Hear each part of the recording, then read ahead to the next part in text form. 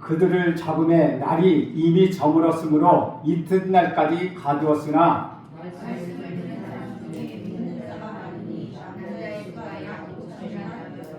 이튿날 관리들과 장로들과 서기관들이 예루살렘에 모였는데 바와 요한과 알렉산더와 및 대제사장의 문중이 다 참여하여 사도들을 가운데 세우고 묻되 너희가 무슨 권세와 누구의 이름으로 이 일을 행하였느냐. 이에 베드로가 성령이 충만하여 이르되 백성의 관리들과 장로들아 만일 병자에게 행한 착한 일에 대하여 이 사람이 어떻게 구원을 받았느냐고 오늘 우리에게 질문한다면 너희가 십자가에 못 박아 하느님이 죽은 자 가운데서 살리신 나사렛 예수 그리스도의 이름으로 이 사람이 건강하게 되어 너희 앞에 섰느니라.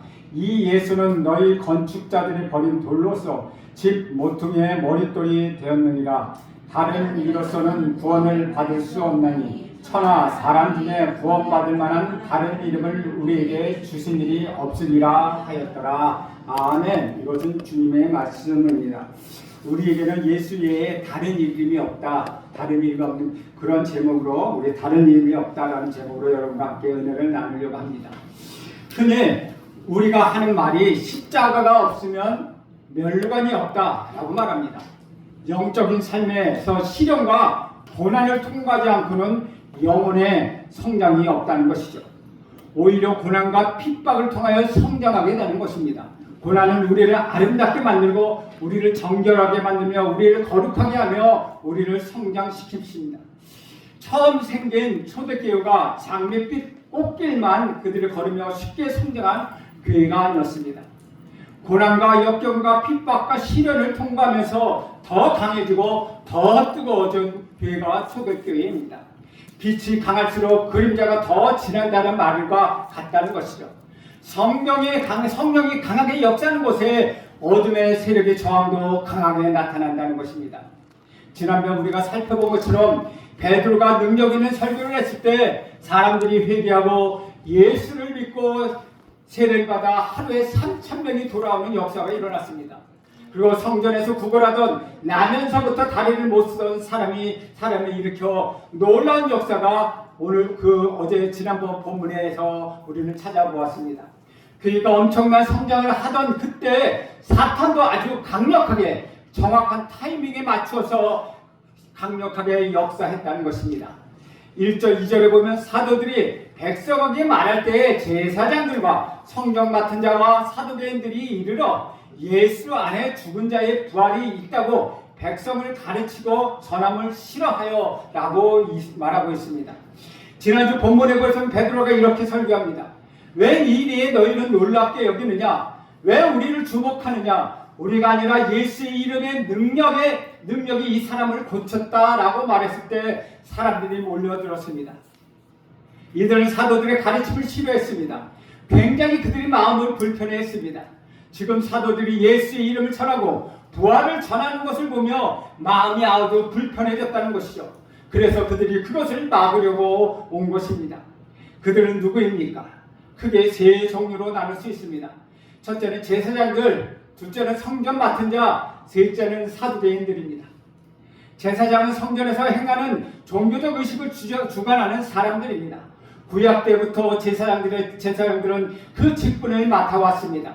원래는 아론의 자손이 제사장을 맡게 되었는데 이때는 돈을 주고 사거나 정치적으로 로마 정부가 임명하면서 그런 질서가 이미 무너진 상태였다는 것이죠. 하나님의 선택하신 백성을 자처하는 이스라엘 사람들이 영적인 지도자가 제사장인데 그들이 최고 우두머리가 바로 대제사장입니다. 당시의 로마에서는 대제사장을 임명했습니다. 그런데 6절에 보면은 안나스와 가야바가 대제사장으로 나온다는 것이죠. 그들은 우리 예수님을 죽음으로 몰아넣었던 장본인들입니다. 유대인들을 선동하여 예수를 십자가에 못 박으라고 선동했고 로마의 유대 총독 빌라도에게 압박을 가했던 자, 그들이 안나스와 가야바입니다. 원래 대제사장은 한 명인데 여기에는 계속 안나스와 가야바라고 나옵니다. 예수님을 재판할 때 먼저 예수님은 안나스 집에 들어갔다가 가야바 집으로 가게 됩니다. 그들은 동시에 대제사장으로 불리는 것은 로마 정부로부터 퇴임의 압박을 받아 일단 자리에서 물러난 안나스가 자기 사위 가야바에게 대제사장직을 물려주었습니다. 그런데 뒤에서 그를 조종하고 있었다는 것이죠. 그러면서도 뒤로는 서로 권력 암투를 벌이고 있습니다. 장인과 사위가 겉으로는 협력하는 것 같지만 뒤로는 권력 다툼을 벌이고 있었습니다. 겉으로는 가야바가 제사장이지만 그 실권은 안나스가 잡고 있었습니다. 그래서 예수님이 잡히시던 날 밤에 안나스의 집으로 먼저 갔고 그 다음 가야바 집으로 갔다는 것이죠. 두 번째는 성전 맡은 자들입니다. 성경에 주가 달려있는데 거기에는 경비대장이라고 되어 있습니다. 이것은 장군, 통치자, 총독 등의 의미로서 최고 높은 자리에 있는 사람을 말합니다. 당시 예루살렘 성전의 치안과 경비는 24개의 그룹으로 나누어서 담당했습니다. 그런데 그의 총책임자가 바로 이 성전 맡은 자 경비대장이었다는 것이죠. 로마의 역사가의 유세푸스라는 1세기의 역사가에 의하면 그는 대제사장 바로 다음의 자리인 유대교의 서열 두 번째 사람이었다는 것입니다. 세 번째는 사두개인들입니다. 당시 두 종파가 있었는데 하나는 바리새파이고 하나는 사두개인파입니다. 예수님은 평소에 바리새파들을 많이 꾸짖으시며 그들의 외식을 지적했습니다. 그들의 반대에 있었던 사람들이 사두개파입니다. 바리새파가 종교적 이유로 정치를 멀리하고 로마를 반대하고 이스라엘의 독립을 원했습니다. 그 반면에 사두개파는 아주 현실적인 사람이었습니다. 그들은 정치적, 경제적인 실권을 쥐고 있었습니다. 사두개파는 로마 제국에 찰싹 달라붙어서 긴밀한 관계를 유지하며 자기들이 장악하고 있던 권력과 부와 기득권을 지키기 위하여 수단과 방법을 가리지 않던 사람들입니다. 그래서 유대사회 각계각층의 상위직은 다 그들이 차지하고 있었습니다. 안나스와 가야바도 사두개파였다는 것이죠. 제사장 대부분이 사두개파입니다. 유대의 서열 2인 경비대장 성전 맡은 자도 사두개파였다는 것이죠. 제사장들은 대부분 사두개파에서 나왔다는 것이죠. 다윗의 시대에 사독이라는 제사장이 있었습니다. 그 제사장으로부터 사두개파가 시작했다는 것이죠. 그러니까 본문에서 언급하는 제사장, 성전 맡은 자, 사두개인들은 각각 다른 사람들이 아니라 사실은 다 같은 사두개파 사람이었다는 것이죠.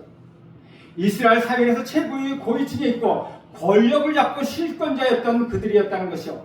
그러므로 그들에게 권력과 부가 집중되어 있다는 것 당연한 일이었습니다. 그리고 그들이 가진 권력과 부를 지키기 위하여 그들의 신앙은 현실 지향적일 수밖에 없었다는 것이죠. 그래서 사두개파들의 가장 큰 특징의 하나는 그들은 부활이 없다고 믿었다는 것이죠. 즉 다시 말하면 그들은 부활은 믿지 않았다는 것입니다. 오직 지금 이 세상이 전부이지 부활이 뭐 있느냐라는 것입니다. 그러지 지금 현세에서 어떻게든 많이 가지고 잘 누리면 된다는 것입니다. 보이지 않는 하나님과 막연한 다음 세상에 믿기에는 그들이 가진 권력과 부와 위력이 너무나도 컸기 때문이라는 것이죠. 그것이 사두개파 사람들이 이 땅에 오신 예수님을 앞장서서 못 박아 죽인 이유였다는 것입니다. 그들은 하나님의 외아들임을 자청하는 나사렛 출신 떠돌이 랍비 예수를 자신의 권력과 부를 지탱해주는 기존 사회와 종교의 질서와 자기들의 기초를 흔드는 위험한 인물이라고 간주하여서 그를 제거하기 위하여 앞장섰다는 것이죠.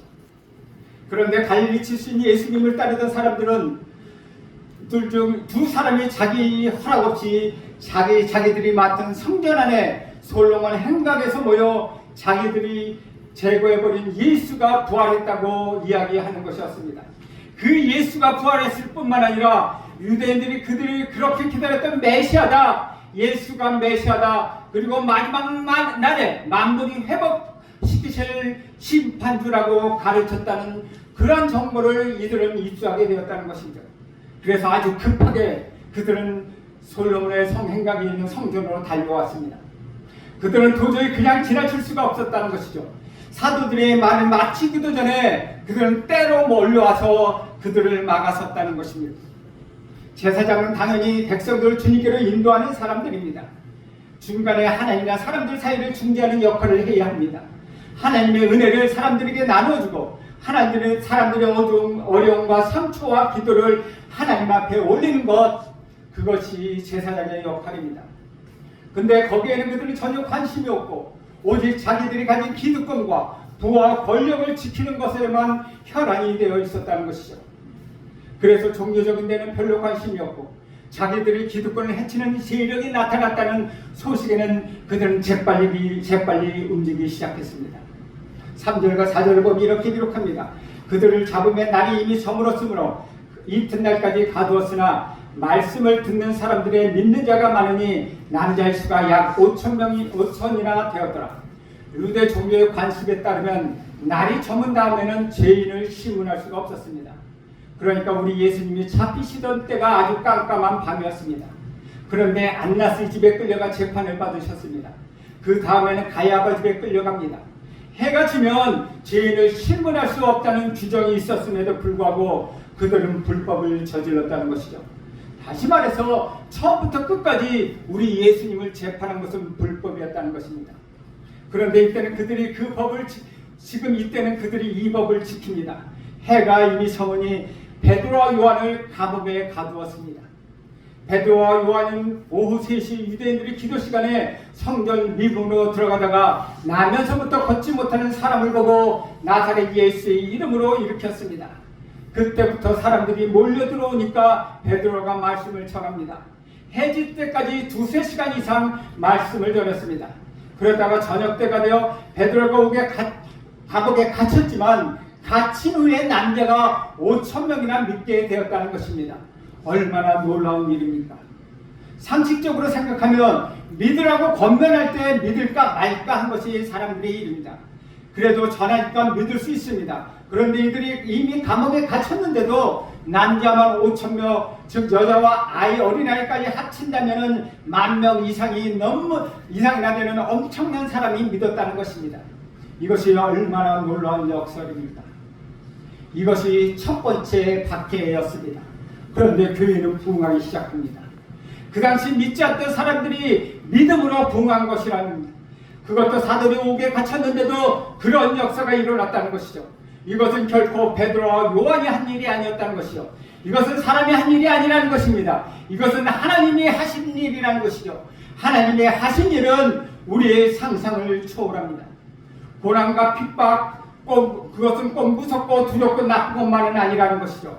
내가 없어도 부흥은 일어난다는 것이죠. 꼭 내가 해야 되는 것은 아닙니다. 잡혀가도 하나님은 부흥을 일으키십니다.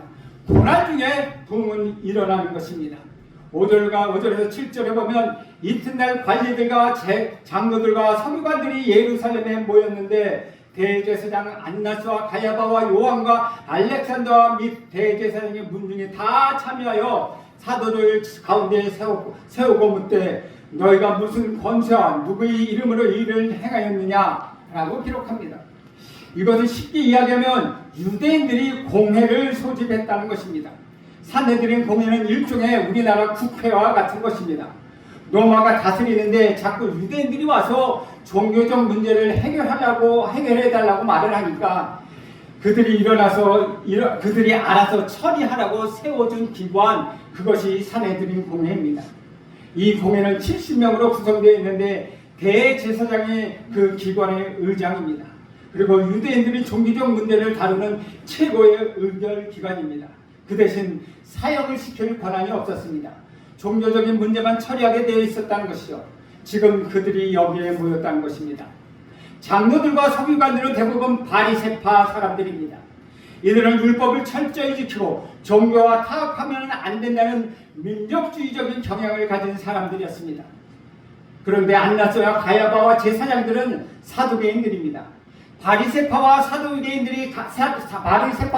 사두개파가 같이 모였다는 것이죠. 예수님을 죽이는데 평소에 원수였던 헤롯과 빌라도가 친구가 되었고 또 바리새파와 사두개파가 예수를 죽이는 데가 하나가 되었습니다. 여기도 똑같았다는 것이죠. 지금 사도들이 예수의 이름을 전함으로 베드로와 요한을 처리하는 것에서 서로 원수처럼 지냈던 두 종파 바리새파와 사두개파가 같은 목적으로 연합하여 모였다는 것이죠. 여기에 관리들은 종교적 지도자를 의미하는 것이고 서기관들은 바리새파로서 율법과 전통의 전문가들입니다. 안나스는 대제사장이었는데 퇴임 후에도 막강한 영향력을 끼치고 있습니다.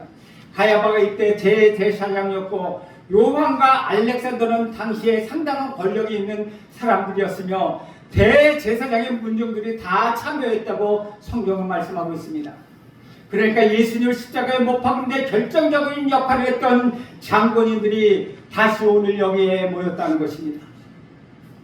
그들은 모두 성전 앞에서 남에서부터 걷지 못했던 사람이 일어난 사건들을 그는 들어서 알고 있었습니다. 그 기적을 일으킨 사람들이 베드로와 요한이라는 것도, 그들은 자신들이 못 박아 죽인 예수 그리스도의 제자들이라는 것도 그들은 알고 있었습니다. 그 메시지의 핵심은 자기들이 못 박아 죽인 예수가 부활했다는 것을 전하는 것도 정보원들로부터 그들은 통하여 들었습니다. 그 메시지를 들은 청년들이 적극적으로 반응해서 남자만 5,000명이나 믿었다는 사실 또한 그들은 이미 알고 있었습니다. 그래서 지도자들이 비상대책 회의를 위하여 공회에 모였다는 것이죠. 왜 사람들이 모여들었습니까? 첫째는 시기심과 두려움이 그들에게 있었다는 것입니다. 이들은 사도들이 나면서부터 걷지 못했던 사람을 고치는 것 같은 큰 기적을 베풀어 사람들이 구름대같이 모인 그 자체를 싫어했다는 것이죠. 그것이 너무나도 그들에게는 불편했습니다. 베드로가 말씀을 가르치는데 백성들이 그 말씀에 귀를 기울여 듣는다는 것, 그것이 그들에게 상당스럽게 부담스러운 상태였다는 것이죠. 사실 나면서부터 걷지 못하는 사람을 일으키는 엄청난 능력을 사람들이 보았으니까 거기에 사람들이 몰려드는 것 당연하지 않겠습니까? 그런데 지금 자신들이 아니라 다른 누구에게인가 백성들이 관심이 가는 것, 그들은 그것이 싫었습니다. 안정과 존경을 빼앗기는 것 같아서 싫었습니다. 인정을 받지 못하는 것 같아서 싫었습니다. 그렇게 되면 지금까지 자기들이 종교 지도자로서 옷도 멋지게 거치고 다니며 거룩하게 보였는데 그 체면과 권위가 사라지기 때문이라는 것이죠. 그것이 그들에게는 너무나도 두려운 일이었다는 것이죠. 그들은 사도들의 능력이 하나님께로부터 온 것이라는 것을 그들은 사도의 능력이 하나님께로부터 온 것일 수 없다고 생각했다는 것이죠. 하나님으로부터는 그런 권능이 오지 않는다고 그들은 생각했다는 것입니다. 하나님이 성전에서 기적을 행하신다면 종교 지도자 같은 나를 통해서 하셔야지 어떻게 저런 비천한 자를 통해서 하시겠느냐라고 그들은 생각했다는 것이죠. 아니, 그래서는 안 된다고 그들은 생각했다는 것입니다. 그래서 이것은 하나님으로부터 온 것이 아니라고 그들은 몰아가고 있다는 것이죠. 그런데 사실 하나님께로부터 온 기적인지 아닌지 확인하는 것은 그들에게 그리 중요하지 않았다는 것입니다. 그것이 사실이어도 사실이 아니어도 그들은 그것을 사실이 아닌 것으로 몰아가고 있다는 것이죠. 사람들은 조직과 조종에 능한 자들입니다. 그러니 그 이 자리에 올라와서 기득권을 잡고 있는 것입니다. 어떻게든 상대방을 조작하고 모략하고 공격에 빠뜨려서 무너뜨려서 자기가 올라가야 하는 흑색전쟁을 하고 있다는 것이죠. 하나님께서 기적을 행하시면 권력을 가진 우리를 통해서 해야 한다. 설교도 은혜를 주시려면 우리를 통해서 은혜를 주셔야 한다. 사람들이 변하고 살아가는 것이 문제가 아니라 우리가 스타가 되는 것, 우리가 관심을 받는 것이 더 중요하다. 차라리 사람들이 하나님을 믿지 않더라도 우리가 드러나야 한다. 이런 것이 그들의 입장이었다는 것입니다. 얼마나 안타까운 모습입니까? 그들이 모여든 두 번째 이유는 이들은 모든 것을 권력의 싸움, 파워게임으로 생각했다는 것이죠. 누가 더 강하냐? 지금까지 그들은 로마 식민지 정책에 적극적으로 협조하면서 유대인의 정치와 경제의 실권을 잡고 있었습니다. 그런데 백성들이 이런 기적을 보면서 지도자들이 잘못되었고 진짜는 사도들이라고 하며 시위가 일어난다면 로마 정부가 그들에게 책임을 묻고 다른 사람으로 지도자를 대체할 것입니다. 실제로 로마 정부는 소유와 군중과 데모와 무질서 사태에 대해서 엄중히 책임을 물었습니다. 그런데 이들은 질문을 보시죠. 7절에 보면 이들이 뭐라고 질문합니까? 너희가 무슨 권세와 누구의 이름으로 이 일을 행하였느냐? 라고 묻습니다. 이는 그들은 예수님께도 똑같은 질문을 한 적이 있습니다. 무슨 권세로 이 일을 행하느냐? 그러자가 우리의 예수님이 한 가지 질문을 하십니다. 요한의 세례가 하나님께로부터냐 사람으로서냐? 하나님으로부터 왔다고 하면 백성들을 왜 안 믿느냐 할까 두려워하고, 사람으로부터라고 하면 백성들이 왜 하나님으로부터 온 사람을 사람으로부터 하느냐 할까봐 두려웠기 때문에 그들은 모른다고 대답을 했습니다. 그 질문이 또 여기서 그들이 한 것입니다. 여기는 우리 구역이야, 왜 우리에게 까불어? 라고 하면서 마치 조폭처럼 우리 구역에서 누구의 허락을 받고 장사를 하느냐, 누구의 허락을 받고 그런 이야기를 하느냐라고 하는 것과 같다는 것이죠.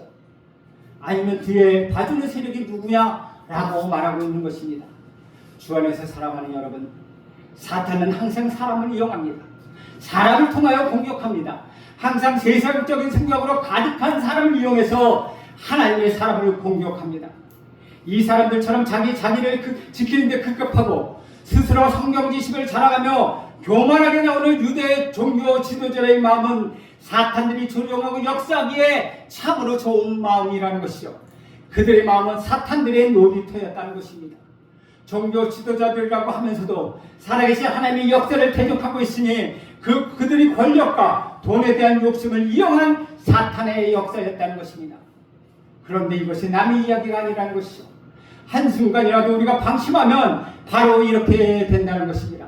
오랫동안 예수를 믿고 신앙생활을 하더라도 한순간만 방심하면 사탄 마귀가 바로 그 틈을 타서 우리에게 들어오는 것입니다.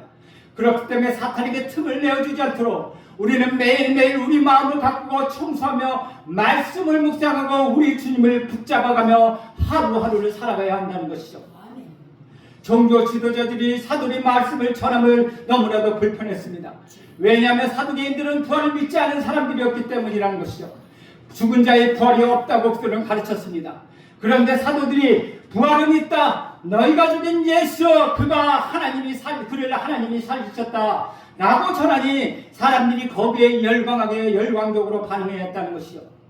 그들은 자기들의 영적 권리가 떨어질 것이 아주 두려웠습니다. 또 베드로는 예수 안에 죽은 자들은 다 부활한다고 말합니다. 불과 두 달 전에는 예수를 십자가에 못 박아 죽였는데 그 예수가 그런 능력이 있다고 하면서 자기들에게 잘못이 있다고 것을 인정하고 있다는 것이죠. 그러면 종교 지도자로서 권위가 땅에 떨어져 물러나야 한다는 것입니다. 그래서 그들을 막아야 했다는 것이죠. 그런데 베드로와 요한이 막을 수는 있었지만 이미 벌어진 일, 이미 일어난 기적을 어떻게 막을 수가 있겠습니까? 이미 걷지 못하는 자가 걸었다는 것을 보는데 그것을 어떻게 막을 수가 있겠습니까? 이미 사람은 일어났고 사람들이 그것을 다 보았는데 그것을 어떻게 하겠습니까? 8절에 보면 이에 베드로가 성령이 충만하여 이르되 백성의 관리들과 장로들아 라고 말합니다. 졸지에 체포되어 감옥에 갇혀있다가 사내들의 공회 앞에 서게 된 베드로와 요한은 분명히 우리 예수님을 생각했을 것입니다. 당시에 자기들이 도망가며 부인했는데 그때 예수님이 이 자리에 서서 억울하게 말도 안 되는 재판을 받았구나 하는 생각이 그들에게 들었을 것입니다. 그때 그들에게 감격과 감사가 있었을 것입니다. 특히 베드로는 주님을 부인하고 도망했는데 주님이 서셨던 그 자리에 내가 서 있구나 라고 하며 주님 감사합니다 라고 그는 고백했을 것입니다. 베드로는 이전에 도망갔던 베드로가 아니었습니다. 오순절 성령을 받은 사람이었습니다. 변화된 사람이었습니다. 그래서 이렇게 두렵고 떨리는 순간에 차이를 만들어내는 것은 바로 성령의 사람인가 성령의 사람이 아닌가에 달려있다는 것이죠. 어지간한 사람은 이런 살벌한 분위기 속에서 아무 말도 못했을 텐데 베드로에게는 비결이 여기서 나온다는 것이죠. 그 안에 계시는 성령이 충만하여 역사해 주셨다는 것이죠. 성령이 충만했다는 것은 성령의 인도하심을 받았다, 성령의 지배를 받았다는 뜻입니다. 자기 말재주로 할 수는 없는데 성령이 역사하심으로 인하여 두렵고 떨리는 상황에서도 베드로는 담대하게 말씀을 선포할 수 있었다는 것이죠. 베드로가 이렇게 말씀할 수 있는 건 언제 그가 계획했겠습니까? 그런데 이때 성령께서 역사하셔서 할 말을 생각나게 해주셨다는 것이죠. 실제로 예수님이 이럴 때 올 것을 말씀해 주셨습니다. 이 역사가 베드로에게 그대로 일어났다는 것이죠. 종교 지도자는 시기심과 분노와 두려움에 충만해서 말을 했지만 베드로는 성령이 충만해서 그런 말씀을 선포했다는 것이죠. 성령의 인도하심을 받아 성령의 지혜로서 그런 말을 했다는 것입니다. 우리도 성령으로 충만하게 된다면 할 말을 우리에게 넣어주실 것입니다. 아무리 힘들고 어려운 상황 속에서도 성령이 충만하게 된다면 성령이 우리에게 대신 말씀해 주실 것입니다. 베드로가 이전에 목숨을 빼앗기는 게 두려워서 벌벌 떨며 예수를 3번이나 부인했지만 지금은 그 베드로가 아니라는 것이죠. 성령의 역사여 이렇게 그는 변화된 담대한 베드로가 되었다는 것입니다. 9절에 보면은 만일 병자에게 행한 착한 일에 대하여 이 사람이 어떻게 구원을 받았느냐고 오늘 우리에게 질문한답니다. 베드로는 이 사건을 병자에게 행한 착한 일이라고 표현하고 있습니다. 사람에게 아주 유익한 일이라는 것입니다. 사실 이 말은 무슨 의미가 있는 것입니까? 지금 너희는 백성의 종교 지도자라고 하면서 사랑이 없다. 이 사람이 나면서부터 걷지 못하라 얼마나 불쌍한 사람이냐. 그런데 이 사람이 하나님의 능력으로 일어났다. 그러면 하나님께 감사하며 찬양하고 또 이 불쌍한 사람이 회복되었으니 축하해 주는 게 당연한 것 아니냐. 그런데 이 사람은 안중에도 없고 관심도 없으니 너희에겐 사랑이 없다고 지금 베드로는 지적하고 있는 것입니다. 그러면서 베드로는 너희들의 질문이 잘못되었다라고 말합니다. 이들의 질문이 무엇이었습니까? 너희가 무슨 권세와 누구의 이름으로 이 일을 행하느냐라고 질문했습니다. 그런데 베드로는 그 질문이 잘못되었다. 이 사람이 어떻게 구원받았느냐고 오늘 우리에게 질문해야 하지 않겠느냐라고 이야기하는 것입니다. 누가 했냐? 누구의 권세로 했느냐가 아니라 이 사람이 어떻게 구원을 받았느냐 질문해야 한다는 것입니다. 지금 하나님이 어떻게 이 일을 일으켰는가? 하나님이 해주셨구나 하는데 관심을 기울여야지. 누구의 권세로 했느냐? 너희는 권세가 없는데 왜 함부로 이 일을 했느냐에 더 관심을 갖느냐 하는 것이랍니다. 종교 지도자들만이 하나님께서 무슨 이적을 행하셨다면 우리를 통해서 하셔야지 너희들이 뭔데 함부로 하느냐 하는데 초점이 맞춰져 있다는 것이죠. 그런데 베드로는 초점 자체를 바꾸고 있다는 것입니다. 어떻게 이 사람이 구원을 받았느냐? 중요한 것은 하나님의 구원의 역사가 일어났다는 사실입니다. 누구를 통하여 무슨 권세로 되었느냐는 베드로는 별 관심이 없습니다. 주님이 하셨으면 되는 것입니다. 구원의 역사가 일어났으면 되는 것입니다. 본질을 제쳐놓고 왜 자꾸 비본질적인 이유를 가지고 문제의 핵심을 흐려놓느냐 하는 것입니다. 10절에 보면 이렇게 말씀합니다. 너희와 모든 이스라엘 백성들은 알라. 너희가 십자가에 못 박고 하나님이 죽은 자 가운데 살리신 나타낸 예수 그리스도의 이름으로 이 사람이 건강하게 되어 너희 앞에 섰느니라. 베드로는 담대하게 선포합니다. 성령의 사람은 이렇게 말이 단순하고 분명하고 담대합니다. 그는 결코 두려워하지 않습니다. 다시 한번 선포합니다. 기적의 주인은 내가 아니라 우리 구주 나사렛 예수 그리스도이시다 라고 선포하고 있는 것입니다. 모든 영광을 하나님께 올리는 사람이었습니다. 사실 베드로 자신이 일으켰겠습니까? 영광이 자기에게 와도 가만히 있을 만한데 철저히 자기가 아니라 우리 주님이 하셨다고 그는 말씀하고 있다는 것이죠. 그러면서 담대히 우리 예수님을 선포하고 있다는 것입니다. 11, 12절에 보면 이렇게 기록합니다. 이 예수는 너희 건축자들이 버린 돌로서 진 모퉁이의 머릿돌이 되었느니라. 다른 이로서는 구원받을 수 없나니 천하 사람 중에 구원받을 만한 다른 이름을 우리에게 주신 일이 없음이라 하였다. 율법과 이스라엘 종교 지도자들은 다 예수를 버렸습니다. 공사장에서 쓸모없는 돈을 버리듯이 우리 예수님을 십자가에 못 박혀 죽였습니다. 그러나 하나님은 그 예수님을 다시 살리셔서 우리 구원의 머릿돌, 하나님 나라의 머릿돌이 되게 하셨다는 것이죠. 머릿돌은 건물의 핵심이 되는 돌입니다. 그 당시에 건축할 때 머릿돌이 없다면 건물은 무너지고 맙니다. 예수를 빼면 구원이 없다는 것입니다. 예수를 빼면 하나님 나라가 없습니다. 예수님을 선포해야 하는 것입니다. 저와 여러분의 삶을 통하여 예수는 선포되어야 하는 것입니다. 설교나 성경 공부도 마찬가지라는 것이죠. 우리 기분이 좋을 때 해주기 위한 것이 아니라 설교와 성경 공부도 우리 예수님을 선포하는 것입니다. 사랑하는 여러분, 오직 다른 이름으로서는 구원을 받을 수 없습니다. 구원받을 만한 다른 이름을 우리에게 주신 일이 없다고 분명히 말씀하고 있습니다. 우리의 구원은 오직 우리 구주 예수 그리스도뿐이십니다. 우리의 구원은 오직 우리 구주 예수 그리스도로 인하여 완성되는 것입니다. 올해 교회에 다녀서 열심히 신앙생활하는 분에게는 아멘 할 만한 좋은 말씀입니다.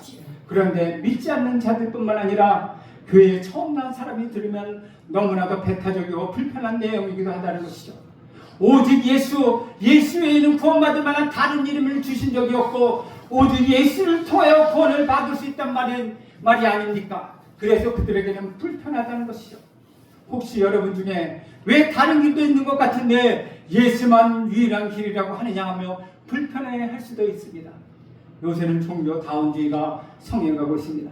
이 길을 해도 구원 있고 저 길을 해도 구원 있고 이리 가도 구원이고 저리 가도 구원이라는 것입니다. 정말 그것이 맞는다면 그것이 맞는다고 주장하는 사람은 이 길도 가보고 저 길도 가보고 저 길도 가보고 모든 길을 다 가봐야 하지 않겠습니까? 그러나 그런 사람은 아무도 없다는 것입니다.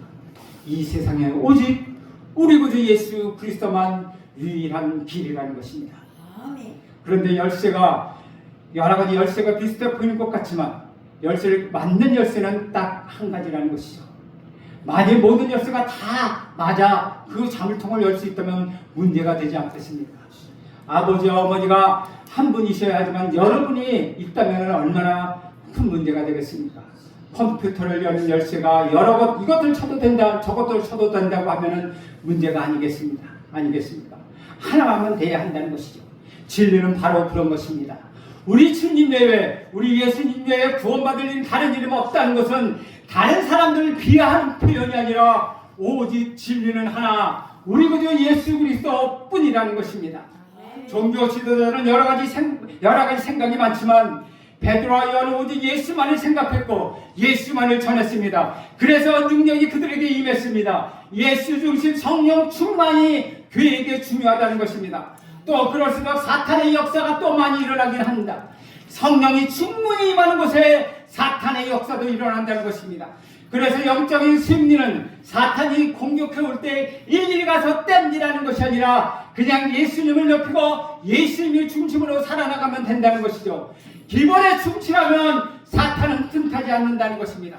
그러므로 성령 충만에 하셔서 여러분 능히 이겨내는 일을 주실 것입니다. 여러분이 성령 충만하다고 하면 여러분의 생긴 모든 문제가 해결될 것입니다. 교회는 그리스도의 것이기 때문에 교회의 머리이신 그리스도를 통하여만 진정한 교회를 이룰 수 있다는 것이죠. 단리교든 장로교든 신대교든 성교교든 순복음교든 카톡이든 아무런 상관이 없다는 것이죠. 예수를 진정으로 믿는 사람이라면 예수만이 오직 진리라고 믿는 사람이라면 그 사람은 천국에 들어가는 것입니다. 12절 말씀 보면 이렇게 기록합니다.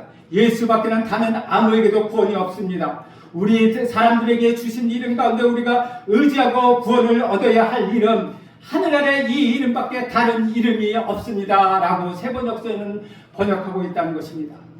예수밖에는 다른 아무에게도 구원이 없다고 말합니다. 예수의 이름으로 구원을 얻는 사실을 확실하고 감격하고 감사하길 간절히 바랍니다.